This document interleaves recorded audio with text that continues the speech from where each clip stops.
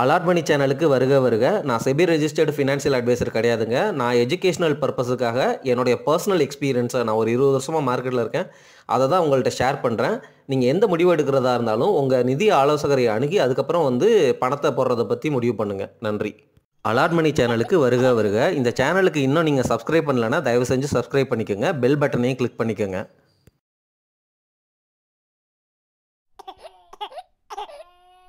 நம்ம டைரெக்டாக சின்ன சின்ன ஸ்டாக்ஸு வாங்குறத இன்னமும் ஒரு ஹேபிட்டாக தான் வச்சுருக்குறோம். ரீசன் என்னென்னா, சின்ன சின்ன பங்குகளை வாங்கும் பொழுது அந்த பங்கு நல்லா இருக்கும் பட்சத்தில், அந்த கம்பெனி நல்லா பெர்ஃபார்ம் பண்ணுற பட்சத்தில் அது ஈஸியாக மல்டி பேக்கர் ஸ்டாக் ஆயிரும். ரொம்ப குயிக்காக ப்ராஃபிட் பண்ணிடலாம், சீக்கிரமாகவே பெரிய ஆள் ஆயிடலாம் அப்படிங்கிற கனவுகளில் யார் யாரோ சொல்கிறத கேட்டு, டிவி சேனலில் சொல்கிறத கேட்டு, இல்லை ஃப்ரெண்ட் சர்க்கிளில் சொல்கிறத கேட்டு நம்மளாக சில ஸ்டாக் நேம்ஸை பார்த்து இன்வெஸ்ட் பண்ணுறோம். தயவு செஞ்சு அப்படி பண்ணாதீங்க. அந்த யுக்தியில் ஏகப்பட்ட பிழைகள் நீங்கள் பண்ணுறதுக்கு தான் வாய்ப்புகள் அதிகம். சரி, நான் என்ன சொல்ல போகிறேன் அப்படின்னு கேட்குறீங்களா? நான் ஒன்றும் கம்பசூத்திரமான ஐடியாலாம் கொடுக்க போகிறதில்ல. பட் உங்களுக்கு சூப்பராக ஸ்மால் கேப்பு பங்குகளை நீங்கள் வாங்கணும்னு முடிவு பண்ணிட்டீங்க அப்படின்னா இப்படி கண்டுபிடிங்களேன். எப்படி அப்படின்னு கேட்குறீங்களா? அதை தான் நான் இப்போ சொல்ல போகிறேங்க. ஸ்மால் கேப் ஸ்டாக்குனாலே நீங்கள் ரிஸ்க் அதிகமாக எடுக்கிறீங்க. நீங்கள் போடுற காசு இழக்கிறதுக்கு தான் வாய்ப்புகள் அதிகம் அப்படிங்கிறத புரிஞ்சுக்கிட்டீங்களா? புரிஞ்சிருப்பீங்க, ஆனால் உணர்ந்திருக்க மாட்டீங்க. ஏன்னா ஒரு பியர் மார்க்கெட் சைக்கிளில் இல்லது ஒரு புல் மார்க்கெட் சைக்கிளில் ஒரு குட்டி குட்டி ஸ்டாக்ஸை வாங்கிட்டு அதுக்கப்புறம் மார்க்கெட்டு பல வருஷம் கழித்து எந்திரிக்கும். ஆனால் இந்த குட்டி குட்டி ஸ்டாக்ஸ் எந்திரிக்காது. அந்த மாதிரி வேதனையை அனுபவிச்சிருந்தால் மட்டும்தான் உங்களால் உணர முடியும். அதனால தான் நீங்கள் ஸ்மால் கேப் ஃபண்டில் போங்க அப்படின்னு சொல்கிறது. சரி, ஏன்னா ஸ்மால் கேப் ஃபண்டில் ஃபண்டு மேனேஜர் இருப்பார். அவர் நிறைய ஸ்மால் கேப் பங்குகளை வாங்குவார். அவருக்கு நீங்கள் கமிஷன் கொடுக்குறீங்க. அதனால் அவர் பெரிய டீமே வச்சு நிறைய ரிசர்ச் பண்ணி வாங்குவார். சரிங்களா? ஆனாலும் நீங்கள் டைரெக்டாக ஸ்டாக் வாங்குறதுல இன்ட்ரெஸ்டடாக இருக்கீங்கன்னா நீங்கள் இப்படி பண்ணுங்கள். என்னென்னா, இந்த ஸ்லைடில் ஸ்மால் கேப் ஃபண்டாக காட்டியிருக்கேன். சரிங்களா? அதோடைய எக்ஸ்பென்ஸ் ரேஷியோ பாருங்களேன், 0.34 தான் இருக்குது டாட்டா ஸ்மால் கேப் ஃபண்டுக்கு. எந்த ஸ்மால் கேப் ஃபண்டை வேணாலும் எடுத்துக்கோங்க. நான் ஒரு டாட்டா ஸ்மால் கேப் ஃபண்டை உதாரணத்துக்கு இப்போ எடுத்துருக்குறேங்க. இந்த மெத்தடு இண்டெக்ஸுக்கும் பொருந்துங்க. ஐடியா என்னென்னா, இப்போது இந்த டாட்டா ஸ்மால் கேப் ஃபண்டில் அவங்களுடைய ஹோல்டிங்ஸ் என்னங்கிறத பார்க்குறோம்.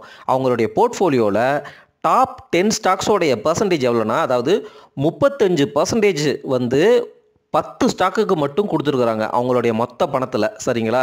அதுக்கப்புறம் 20% டாப் 5 ஸ்டாக்ஸு கொடுத்துருக்குறாங்க. அதாவது என்னென்னா, அவங்க வச்சுருக்கிற பணத்தில் 20% ஆஃப் த பணத்தை ஒரு டாப் 5 ஸ்டாக்ஸில் போட்டிருக்காங்க. 35% ஆஃப் த பணத்தை டாப் 10 ஸ்டாக்ஸில் போட்டிருக்கிறாங்க. சரிங்களா?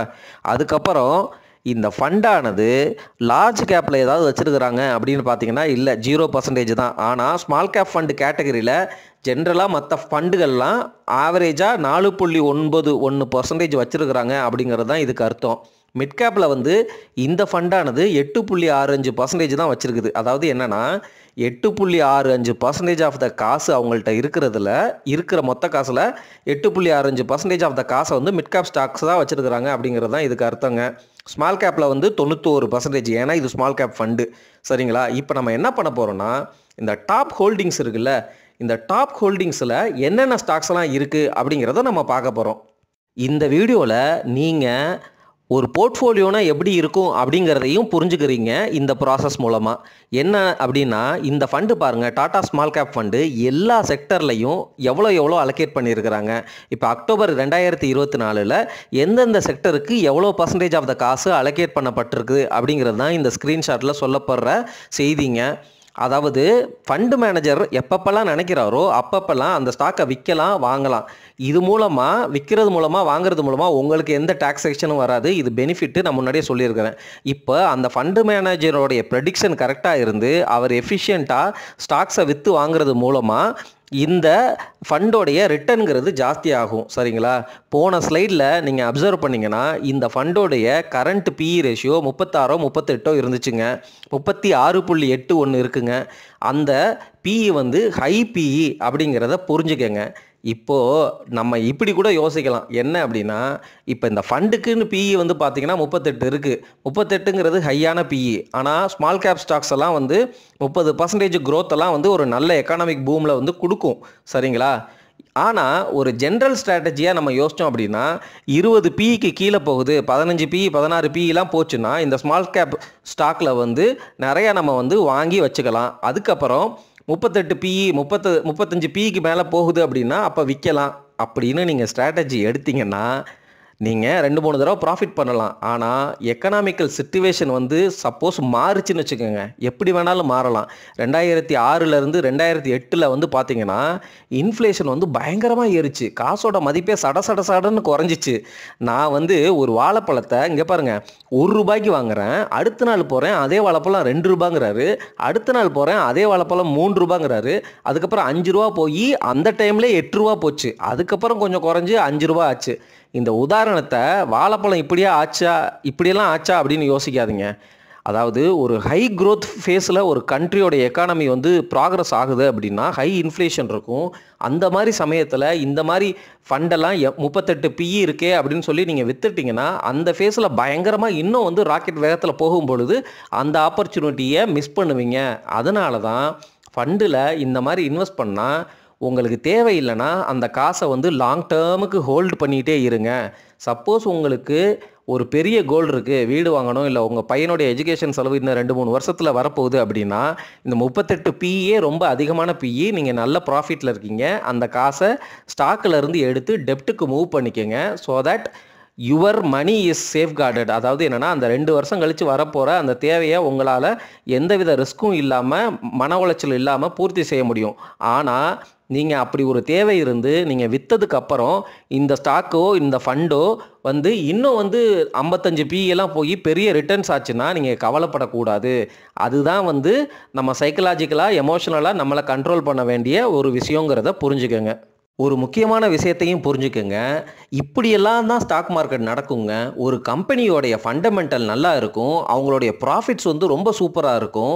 ஆனால் மார்க்கெட்டு அந்த கம்பெனிக்கு கொடுக்க வேண்டிய ஸ்டாக் ப்ரைஸோடைய விலையை கொடுக்காது. ரொம்ப வருஷத்துக்கு வந்து பார்த்தீங்கன்னு வச்சுக்கோங்களேன், அந்த கம்பெனியோடைய ஒரிஜினல் ரியல் வேல்யூ வந்து பார்த்தீங்கன்னா ஒரு ₹1000 இருக்கும். ஆனால் மார்க்கெட் அதுக்கு வெறும் ₹500 ₹600 தான் கொடுத்துட்ருக்கும், வேறு ஏதாவது ஒரு ரீசனை சொல்லி. ஃபார் எக்ஸாம்பிள் ஐடிசியை வந்து இந்த கொரோனா டைமில் இந்த இஎஸ்ஜி அப்படின்னு சொல்லிட்டு, அதாவது இது வந்து ஒரு சிகரெட் கம்பெனி அப்படின்னு சொல்லிட்டு ஃபாரின் இன்வெஸ்டர்ஸ்லாம் வந்து இதில் இன்வெஸ்ட் பண்ணாமல் அந்த மாதிரி வந்து அதோடைய வேல்யூவேஷனை கம்மி பண்ணி வச்சுருந்தாங்க. இதுவும் நடக்கலாம். ஆனால் பெரும்பாலும் மார்க்கெட்டில் என்ன நடக்கும் அப்படின்னா அந்த புல் மார்க்கெட் எஃபெக்டில் காத்தோடு சேர்ந்து காகிதமும் பறக்கும் அப்படிங்கிற மாதிரி காகிதமும் பறக்கும் காகமும் பறக்கும். இந்த காகங்களுக்கெல்லாம் அதாவது என்னென்னா ₹100 இருக்கிற ஸ்டாக்கை 150 200 300 500ன்னு கொண்டு போயிடுவாங்க.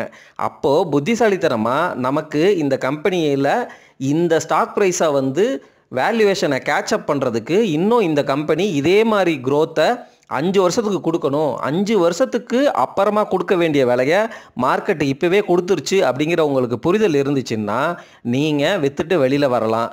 ஆனால் மார்க்கெட்டோடைய மூடு வந்து என்னென்னா அந்த 5 வருஷம் க்ரோத் இருக்குது பார்த்தீங்களா, அதை வந்து இன்னும் 15 வருஷம் க்ரோத்தாக கூட கொண்டு போய் மேலே வைக்கும். சரிங்களா? ரெண்டாவது, இந்த கம்பெனியும் வந்து என்னன்னா திடுக்குன்னு வந்து இது வரைக்கும் 30% க்ரோ ஆகிட்டு இருந்தது 45% 50% அப்படின்னு க்ரோத்தை வந்து காட்ட ஆரம்பிச்சிரும். இந்த மாதிரி சூழ்நிலைகளில் நீங்கள் வந்து லாஸ்னா என்ன, ப்ராஃபிட்டில் பெருசாக கிடைக்கிற ப்ராஃபிட்டில் ஒரு லாஸை வந்து இன்கர் பண்ணுவீங்க அப்படிங்கிறத புரிஞ்சுக்கோங்க. அதாவது என்னென்னா வேரியஸ் பெர்மிட்டேஷன் அண்ட் சினாரியோஸ் மார்க்கெட்டில் என்னுடைய அனுபவத்தில் பார்த்ததை நான் உங்கள்கிட்ட சொல்கிறேன். நீங்கள் உங்கள் தேவை உங்களுக்கு இருக்கிற ப்ராஃபிட் போதுமா இல்லையா அப்படின்னு ரொம்ப நார்மலாக நிதானமாக யோசித்து முடிவெடுத்தாலே அது கரெக்டான முடிவு தான். எந்த ப்ராஃபிட் வந்தாலும் அதை சந்தோஷமாக ஏற்றுக்கிற மனநிலைமையில் இருக்கிறவர் தான் ஒரு முதிர்ச்சியான இன்வெஸ்டர். இப்போது இந்த ஸ்லைடில் செக்டர் அலோகேஷன் வெர்சஸ் கேட்டகரி அப்படின்னா இந்த ஃபண்டு ஃபினான்சியல் செக்டருக்கு எவ்வளோ அலோகேட் பண்ணியிருக்கு, ஆனால் இதே மாதிரி ஸ்மால் கேப் ஃபண்டில் கேட்டகரியில் இருக்கிற மற்ற ஃபண்ட்ஸ்லாம் இருப்பாங்கள்ல, இப்போ ஐசிஐசிஐ ஹெச்டிஎஃப்சி அவங்களாம் இருப்பாங்கள்ல, அவங்களாம் ஆவரேஜாக எப்படி அலோகேட் பண்ணியிருக்கிறாங்க அப்படிங்கிறத தான் இந்த ஸ்லைடில் காட்டுறேன். இப்போ பார்த்தீங்கன்னா இந்த fund financial category, chemical category அதுக்கு வந்து அதிகமாக அலோகேட் பண்ணியிருக்கு. ஆனால் சர்வீசஸ் கேட்டகரிக்கு மற்ற ஃபண்டோட இவங்க வந்து கொஞ்சம் கம்மியாக அலோகேட் பண்ணியிருக்கிறாங்க அப்படிங்கிற மாதிரி நம்ம புரிஞ்சுக்கணுங்க. நான் சொல்ல வந்த விஷயத்தையே மறந்துட்டேன் பாருங்க. நம்ம என்ன பண்ணணும்னா, இந்த மாரி ஃபண்டுகள செலக்ட் பண்ணி, இவங்க இந்த டாப் ஹோல்டிங்ஸ்ல வச்சிருக்கிற ஸ்டாக் நேம்ஸ பாருங்க. அவங்க எவ்வளோ ஹோல்டிங்ஸ் வச்சிருக்காங்கன்னு பாருங்க. குறைஞ்சது 3% இருக்கிற top most stocks list of Tata small cap fund தான் இப்போ நம்ம பார்க்குறது. இந்த BISF இந்தியா, கிர்லோஸ்கர், அதுக்கப்புறம் வந்து Quess Corp, IDFC First Bank, Godrej Industries இந்த மாதிரி கம்பெனிஸை இவங்க வந்து அலோகேட் பண்ணியிருக்கிறாங்க. நீங்கள் யார் யாரோ சொல்லி கேட்குறதுக்கு பதிலாக இப்போது இந்த ஃபண்டில் இருந்து ஒரு 15 டாப் 15 நேம் எடுத்துக்கோங்க. இது மாதிரி இன்னும் ஒரு 4-5 ஸ்மால் கேப் ஃபண்டுக்கு போங்க. அவங்க டாப் ஒரு 10-15 கம்பெனிஸை எடுத்துக்கோங்க. அதுக்கப்புறம் உங்களுக்கு தெரிஞ்ச பிஸ்னஸ்ஸு, உங்களுக்கு புரிஞ்ச பிஸ்னஸ்ஸு அந்த ஸ்டாக்ஸை எடுத்து அதோடைய ஃபண்டமெண்டல் PE என்ன இருக்குது, சேல்ஸ் growth எப்படி இருக்குது, நெட் ப்ராஃபிட் எப்படி இருக்குது, கடன் எவ்வளோ வச்சுருக்கிறாங்க, அந்த ப்ரொமோட்டர் வந்து எப்படி, இந்த மாதிரிலாம் யோசிச்சுட்டு இப்போது அந்த ஸ்டாக்கை வந்து நீங்கள் டைரெக்டாக இன்வெஸ்ட் பண்ணணுன்னா அப்படி முடிவெடுங்க. அப்போ வந்து நீங்கள் ஓரளவு குவாலிட்டியான முடிவை எடுக்கிறீங்க அப்படிங்கிறது அர்த்தங்க. அதுவுமே ஒரு ஸ்டாக் மட்டும் வாங்காதீங்க. ஏன்னா நான் அப்சர்வ் பண்ண வரைக்கும் இந்த ஸ்மால் கேப் ஃபண்ட்லேயுமே இவங்க வச்சுருக்கிற டாப் 10 ஹோல்டிங்ஸில் 10 ஸ்டாக்குமே வந்து நல்ல ப்ராஃபிட்லாம் கொடுக்காது. அதில் 3 ஸ்டாக்லாம் வந்து இவங்களுக்கு லாஸ் எல்லாம் கொடுத்ததெல்லாம் நான் அப்சர்வ் பண்ணியிருக்கிறேன். சரிங்களா? அந்த மாதிரி சிச்சுவேஷனும் நடக்கும். அப்போது நீங்கள் என்ன பண்ணணும் அப்படின்னா, அந்த லாஸாக இருக்கிற ஸ்டாக்கு இருக்குல்ல, அந்த ஸ்டாக்கெல்லாம் வந்து ஒர்த்து தானா, நம்ம இன்வெஸ்ட் பண்ணலாமா? ஏன்னா இவங்க வந்து ஆல்ரெடி வச்சிருக்கிற ஹோல்டிங்ஸ் எல்லாமே ஆல்ரெடி வேல்யூவேஷன் ஹையாக இருக்கும். அந்த லாஸாக இருக்கிற ஸ்டாக்கில் ஏதாவது நல்ல ஸ்டாக் இருக்கா அப்படிங்கிற மாதிரிலாம் பார்த்து கூட முடிவு எடுக்கலாம். உங்களுக்கு அப்போ வந்து சீப்பான வேல்யூவேஷன் கிடைக்க வாய்ப்பு இருக்குது. நீங்கள் ஒரு ஸ்டாக்கில் மறுபடியும் முதலீடு பண்ணக்கூடாது. 10-15 ஸ்டாக்காவது வந்து டைரெக்டாக வாங்கிக்கோங்க. இவங்கள தொடர்ந்து ஃபாலோ பண்ணிட்டே வாங்க. இந்த ஸ்டாக்கோடைய ஹோல்டிங்ஸை இவங்க குறைப்பாங்க, கூட்டுவாங்க. அதுக்கு என்ன காரணம் அப்படிங்கிறத வந்து நீங்கள் புரிஞ்சுக்க ட்ரை பண்ணுங்கள். இது மூலமாக நீங்கள் வந்து டைரெக்டாகவே ஸ்மால் கேப் ஸ்டாக் இன்வெஸ்டிங்கில் கொஞ்சம் நாலேஜாக வளர்த்துக்கலாம். இப்படியாவது பண்ணுங்கள், உங்களுக்கு பெனிஃபிஷியலாக இருக்கும் அப்படிங்கிறது என்னுடைய தாழ்மையான கருத்துங்க. உங்களுடைய கமெண்ட்ஸையும் லைக்ஸையும் தயவு செஞ்சு பதிவு பண்ணுங்கள். வியூஸ் ரொம்ப ரொம்ப கம்மியாக போகுது. ஹெல்ப் பண்ணுங்கள். இந்த வீடியோஸை ஷேர் பண்ணுங்கள். இந்த சேனலை வந்து சப்ஸ்கிரைப் பண்ண சொல்லி உங்கள் ஃப்ரெண்ட்ஸ் சர்க்கிள் எல்லாத்துக்கும் ஷேர் பண்ணுங்கள். அது மிக மிக மிக உதவியாக இருக்கும் எனக்கு. நன்றி.